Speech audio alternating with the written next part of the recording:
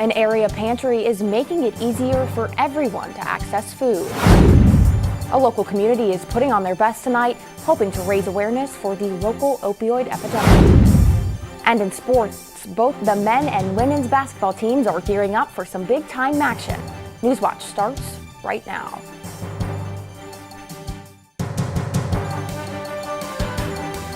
Broadcasting live from WOUB TV in Athens, this is Newswatch. A candidate for state auditor stopped by a local food pantry this afternoon. Good evening, I'm Lily Bradley. Thanks for joining us. Between 400 and 500 residents of Athens County use the Nelsonville food cupboard each month. Former Congressman and candidate for state auditor Zach Space discussed the problem with volunteers when he visited the cupboard earlier today. To him, the issue stems from politicians who focus their money and efforts on Ohio's big cities instead of the smaller, more rural counties. Pantry owner Margaret Chesky says the problem is more than just a shortage of food. It's that families who work still don't make enough to live off of and lack transportation to even get food. We're the only pantry in Nelsonville, and if it wasn't here, I don't know what people would do, because there are other pantries they could go to, but if you don't have transportation, then you can't get to them. If you don't have transportation, you can't get to school. Chesky says the pantry expanded back in 2015, and they've been able to reach more southern Ohio families since then. It's run by volunteers, and the pantry's stock of food comes from donations and partnerships with local farmers. The Nelsonville woman accused of embezzling money from the Nelsonville York band boosters was indicted earlier this afternoon. 39-year-old Anna Hembre is accused of embezzling more than $80,000. Authorities say Hembre allegedly committed the crimes to cover a gambling problem.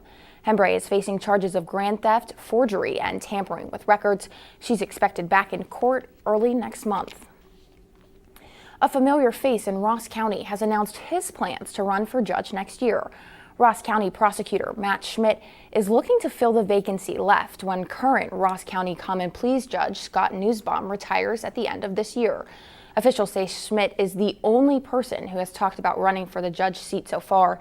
The Republican is only interested in running for the seat in 2018 and is not looking to be appointed to fill Newsbaum's seat when he retires in December. A community event intended to shed a light on the opioid crisis is happening right now at Ohio University's Baker Center. The proceeds will benefit a local women's recovery home set to open next month. WOUB reporter Chelsea Sick is live outside Baker Ballroom with more. Chelsea? Thanks, Lily. As you can see, I'm here at the Purple Gala, and there are a lot of people here already. The event is completely sold out with 300 tickets sold. The Ohio University senior nursing class has been planning this event since August. All proceeds will go to the Serenity Grove Women's Recovery House here in Athens. Here is the inside of the ballroom as was being decorated this afternoon. Tonight's attendees will hear from speakers who will tell their stories and discuss how the community can get involved to fight the epidemic. Representatives from the Athens County Prosecutor's Office, Athens Hope, and the Ohio Department of Rehabilitation and Corrections are attending the event. Here I have Betsy Anderson, who is the treasurer of the board at Serenity Grove. How are you feeling about the event, and what are you most excited for? I am delighted to see such a turnout, and I think most excited to see that the community at large and the OU's senior nursing class, the College of Health Sciences and Professions, would be so generous and so willing to support us as we prepare to open, which is hopefully very, very soon. All right, thanks, Betsy. They said they have raised about $3,000 so far. They still have a couple things to count for Serenity Grove. Reporting live at OU's Baker Center, I'm Chelsea Sick.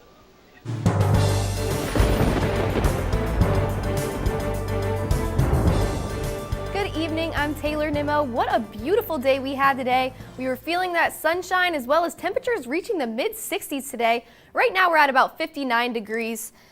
Winds are very calm. Humidity is low, 23%, partly cloudy. It's a beautiful day to get outside today, but let's take a closer look at these next few hours. As we go on throughout the evening, 7 o'clock, it's going to be 52 degrees and clear as we move on throughout the evening. 8 o'clock, we're going to drop into the upper 40s, 49 degrees at 8, and 9 p.m. will be 46 degrees, so make sure if you're doing anything outside the remainder of the evening, grab a jacket with you. It will be a little chilly.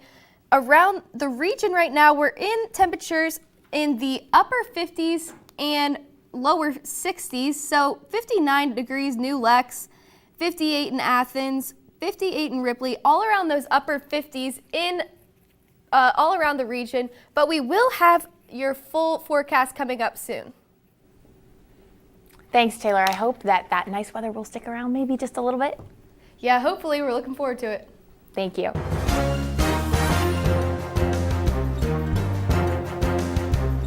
Cleveland police have arrested one juvenile and have a warrant out for another.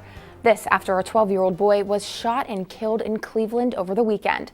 Police say 5 boys, ages 14 to 16, were outside of a row of stores Friday when 3 to 4 males began firing at them. Abdel Latif Bashistai was shot in the torso when he and his father, who owns a beauty supply store, went outside to see what was going on. The young boy later died from his injuries. Residents now urging the city for a stronger police presence. There's more violence around the area. We have more cops in the area, have cameras around there. The juvenile who was arrested is in a detention center. That juvenile is expected to be charged with aggravated murder and attempted murder, with the possibility of being charged as an adult. Police are still searching for the man who shot a bar manager in the face as she left work in Cincinnati early Thanksgiving morning. Agnette Levy has more on this investigation. Early Thanksgiving morning, the intersection of 12th and Walnut became a crime scene. Ellie Richardson was shot in the face after she left work at Lachey's bar. Police say a man driving a van came close to her as she crossed the street. Words were exchanged, and the man in the van shot her when she approached the driver's side window. They know it's a Chevrolet Express 1500 series, maroon in color. It has running boards on the passenger side. Cincinnati Police Lieutenant Steve Saunders says the van was made between 1996 and 2002. Despite the shooting, Saunders says crime, especially gun violence, is down and over the Rhine. I don't think anybody should associate this one incident with an unsafe situation to go down and enjoy all the amenities that Over the Rhine has to offer. It's a great neighborhood. Staff at Taste of Belgium, 2 blocks from Lachey's bar, feel the same way about the neighborhood. From where it was 6 years ago to where it is today, it's night and day. There's no question, Over the Rhine has changed a lot. New businesses have cropped up and people have moved into the neighborhood, making what happened all the more surprising. Majority of the incidents that I've heard of that have happened over the Rhine have been isolated, whether it be related to drug or gang activity. So to hear something like this was shocking, to say the least. Bar manager Ellie Richardson is out of the intensive care and is expected to recover. The Cincinnati sports bar she manages is owned by singer Nick Lachey and his brother Drew. A Florida hunter was fatally shot in Ohio on the first day of deer gun season. Investigators say 62-year-old Randy Gozzard was found this afternoon by fellow hunters in a heavily wooded area of Ashtabula County. Officials say it doesn't look like the man shot himself, so the incident is being investigated and an autopsy is being conducted. Hunters are being urged to wear bright orange vests and hats. A Division of Wildlife law enforcement supervisor said it wasn't clear whether Gozzard was wearing the proper gear or not. The number of people killed on Ohio roads during the Thanksgiving holiday weekend nearly doubled this year. State Highway Patrol says 16 people, including 1 pedestrian, were killed in 11 crashes during the 5-day holiday weekend, which ran from November 22nd through November 26th. Last year, only 9 people died in 9 crashes. Highway Patrol says 7 people who died this year were not wearing safety seatbelts. It's a big week for the White House and its push for tax reform, but a controversial comment by President Trump could overshadow the GOP's plans. These stories and more when Newswatch returns.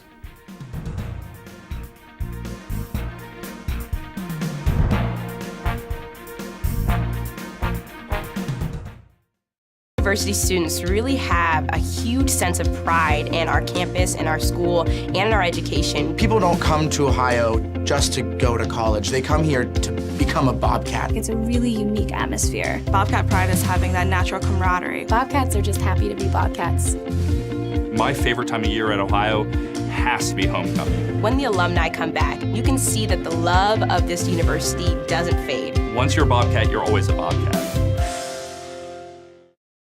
The student body here at Ohio University absolutely is a family. The students support one another. You become this unit, this big, friendly family unit. There's this connectedness. You feel a part of something.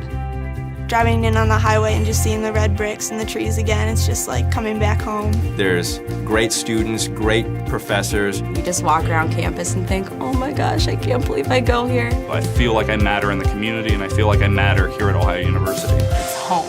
Athens is home. I knew that I wanted to come to Ohio University from the very first time I visited here. There's something about the campus that grabs you.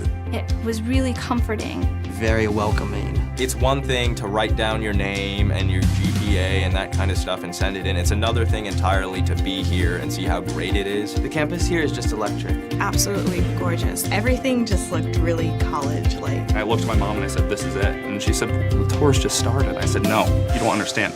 This is it. My professors really care. They care about my grades, they care about my opportunities, they care about my experiences, they want me to succeed. They give those opportunities to the students. My professors have been extremely approachable. Literally, their door is always open. You can go to them with pretty much anything. Everyone knows your first and your last name and where you sit in the classroom. I really never feel like I'm being talked down to or just being taught material. I always feel like I'm having a conversation. And they want to share those opportunities and those experiences with us.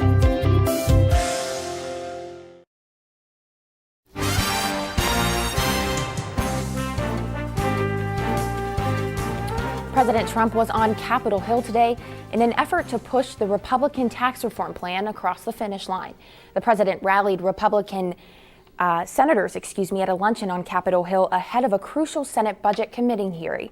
The budget panel passed the tax measure via party line 1211 to send the package to the Senate floor. Republican leaders hope to hold a final vote later this week, but a controversial comment by President Trump could overshadow the GOP's plan.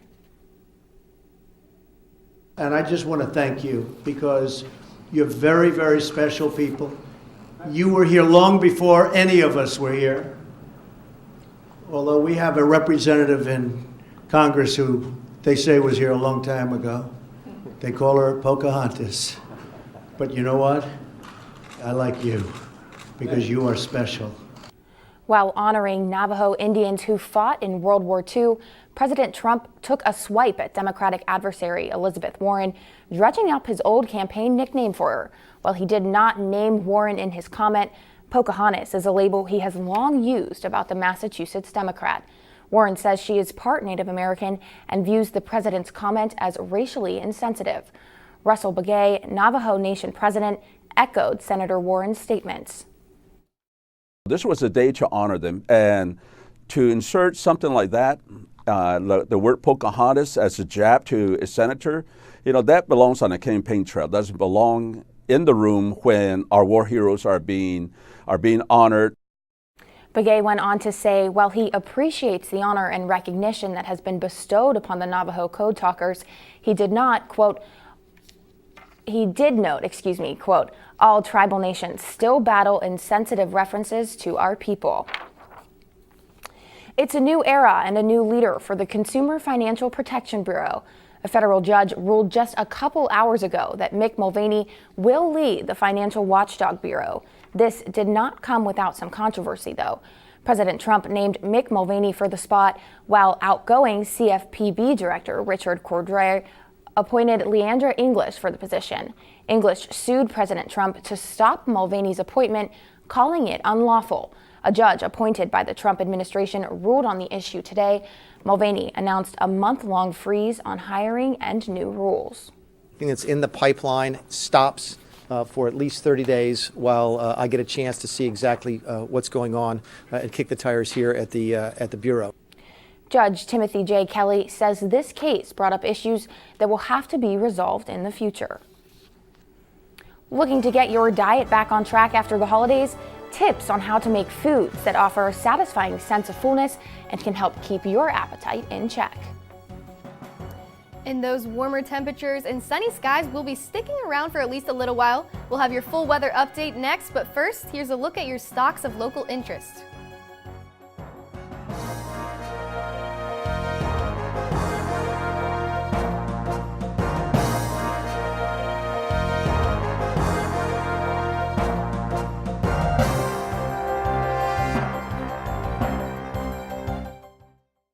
Professors really care. They care about my grades, they care about my opportunities, they care about my experiences, they want me to succeed. They give those opportunities to the students. My professors have been extremely approachable. Literally, their door is always open. You can go to them with pretty much anything. Everyone knows your first and your last name and where you sit in the classroom. I really never feel like I'm being talked down to or just being taught material. I always feel like I'm having a conversation. And they want to share those opportunities and those experiences with us. Ohio University students really have a huge sense of pride in our campus, in our school, and in our education. People don't come to Ohio just to go to college. They come here to become a Bobcat. It's a really unique atmosphere. Bobcat Pride is having that natural camaraderie. Bobcats are just happy to be Bobcats. My favorite time of year at Ohio has to be homecoming. When the alumni come back, you can see that the love of this university doesn't fade. Once you're a Bobcat, you're always a Bobcat. I knew that I wanted to come to Ohio University from the very first time I visited here. There's something about the campus that grabs you. It was really comforting. Very welcoming. It's one thing to write down your name and your GPA and that kind of stuff and send it in. It's another thing entirely to be here and see how great it is. The campus here is just electric. Absolutely gorgeous. Everything just looked really college-like. I looked at my mom and I said, "This is it." And she said, "The tour's just started." I said, "No, you don't understand. This is it." The student body here at Ohio University absolutely is a family. The students support one another. You become this unit, this big, friendly family unit. There's this connectedness. You feel a part of something.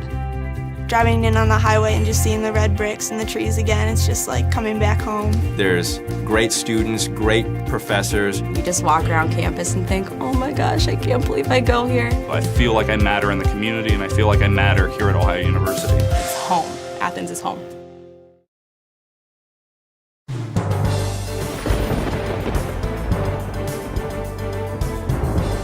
Good evening, I'm Taylor Nimmo. Now hopefully you were able to get outside at least for a little bit today for some of that great weather we've been having. Let's take a look at our current conditions. Right now we're at 59 degrees. It's a pretty calm evening right now, but as we look around the region, temperatures are in the upper 50s and lower 60s. Chillicothe it's 60, Jackson 60, Athens 58, New Lexington 59, Newark, we're also at 59, so we're sitting in those upper 50s around the region. Look at the high for today, 65 degrees, a low of 41. The normal for today, we're a little bit above that, 65 degrees today, 51's the normal, low of 34. But the record temps, 1990, 72 degrees, and in 2008, a 19-degree record low. But as we look overnight tonight, those temperatures are going to drop into the lower 40s. 42 in New Lexington, 42 in Athens, 43 Chillicothe, so it will cool down as we go on throughout the evening tonight, but as we head into the morning, it will start to warm back up again.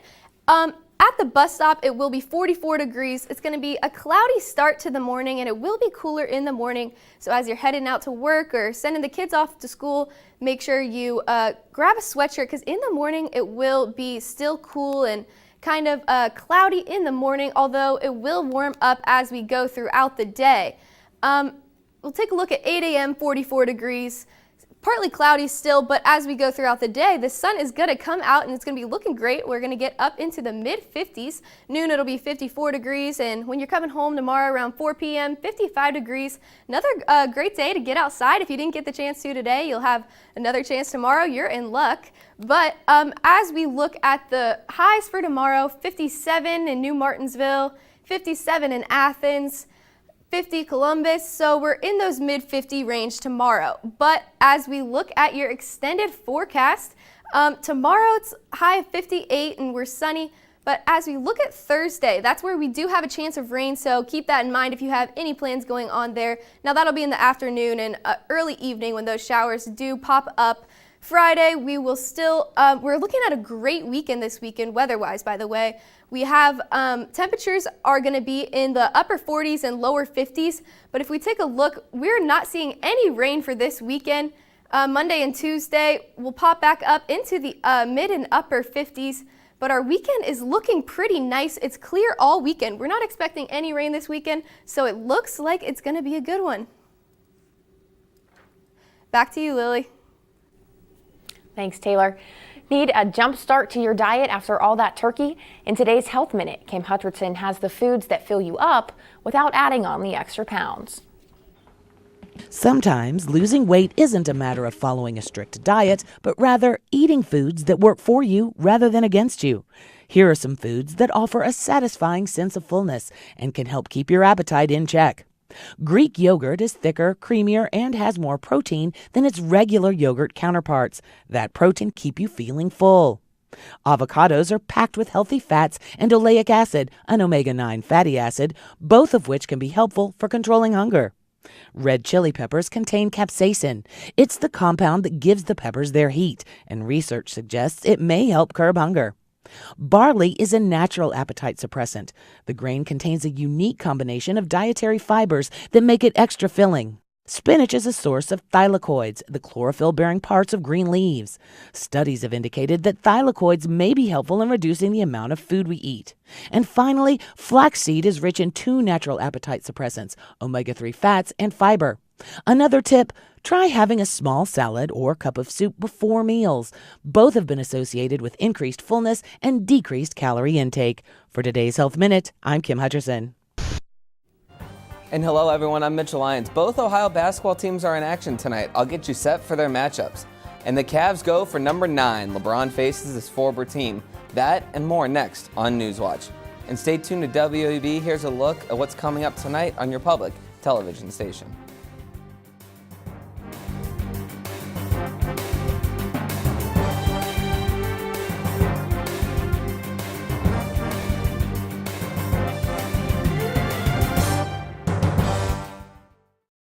Body here at Ohio University absolutely is a family. The students support one another. You become this unit, this big, friendly family unit. There's this connectedness. You feel a part of something. Driving in on the highway and just seeing the red bricks and the trees again, it's just like coming back home. There's great students, great professors. You just walk around campus and think, oh my gosh, I can't believe I go here. I feel like I matter in the community, and I feel like I matter here at Ohio University. It's home. Athens is home.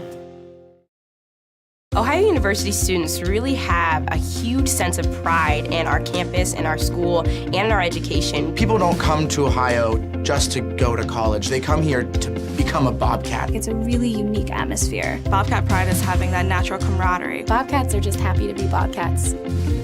My favorite time of year at Ohio has to be homecoming. When the alumni come back, you can see that the love of this university doesn't fade. Once you're a Bobcat, you're always a Bobcat. My professors really care. They care about my grades, they care about my opportunities, they care about my experiences, they want me to succeed. They give those opportunities to the students. My professors have been extremely approachable. Literally, their door is always open. You can go to them with pretty much anything. Everyone knows your first and your last name and where you sit in the classroom. I really never feel like I'm being talked down to or just being taught material. I always feel like I'm having a conversation. And they want to share those opportunities and those experiences with us. I knew that I wanted to come to Ohio University from the very first time I visited here. There's something about the campus that grabs you. It was really comforting. Very welcoming. It's one thing to write down your name and your GPA and that kind of stuff and send it in. It's another thing entirely to be here and see how great it is. The campus here is just electric. Absolutely gorgeous. Everything just looked really college-like. I looked at my mom and I said, this is it. And she said, the tour's just started. I said, no, you don't understand. This is it.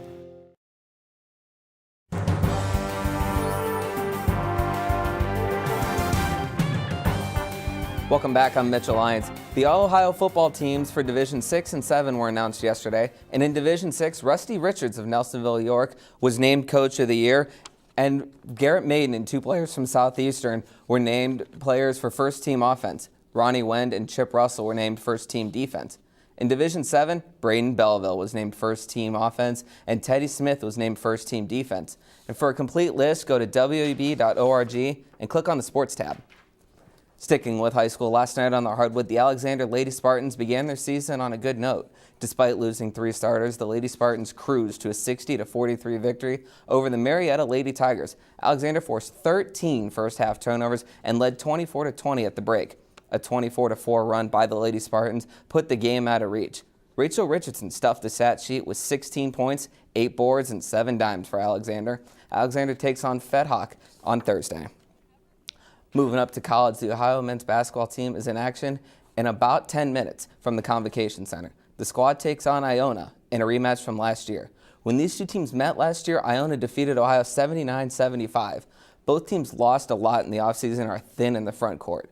Jordan Dardis missed practice yesterday, but Jason Arkley of the Athens Messenger is reporting that he will play today. Arkley also reported that Ohio will once again be without their forwards Kevin Minkle and Jason Carter. Like the men's team, the women's team is also in action tonight. However, the women's team is on the road to take on Eastern Kentucky. Ohio's looking to correct their early season shooting woes. The Bobcats are shooting 35% from the field and less than 25% from beyond the arc. Despite the poor shooting, Ohio put up a great fight against the number 25 ranked Michigan Wolverines on Saturday. Ohio was down just 3 entering the 4th quarter before losing 74-61. Tip-off is set for 7 o'clock. LeBron James and the Cleveland Cavaliers took on Ben Simmons and the 76ers last night, and James showed why he's still the best player in the league, and Simmons is going to have to wait his turn. James scored 15 first-quarter points and 22 first-half points, including beating the buzzer. That buzzer beater gave the Cavs an 8-point lead. Philly hung around, however, and a putback by Embiid made it a 4-point game. But the Cavs found their stroke from beyond the arc and pulled away, winning by a comfortable 22 points. Sticking with the league's hottest team, the Cavs take on LeBron's former squad tonight. The Miami Heat travel to Cleveland to try and put an end to that 8-game winning streak. The key player for Miami is point guard Gordon Dragic. Dragic is averaging 19 points and 5 assists a game this year. Tip-off is in about 10 minutes. And I'm Mitchell Lyons, and that's it for sports. Back to you, Lily. Thanks, Mitchell. Ever wish that the tires on your car could never go flat? Well, NASA says they may have figured out a solution to that problem. Officials at the NASA Glenn Research Center in Cleveland have created a woven mesh metal tire that remembers its ideal shape, then springs back into its original form after taking a beating. Researchers wanted to create tires that can survive the rough terrain on the planet Mars. The current Mars Curiosity rover has numerous tire issues and is instructed to avoid small, pointy rocks to prevent further damage. NASA says the tires may be used in future Mars missions as well as potentially on vehicles here on Earth. Let's take a final look at our weather with Taylor in the Weather Center. Taylor? Thanks, Lily. Let's take a look at our extended forecast one more time.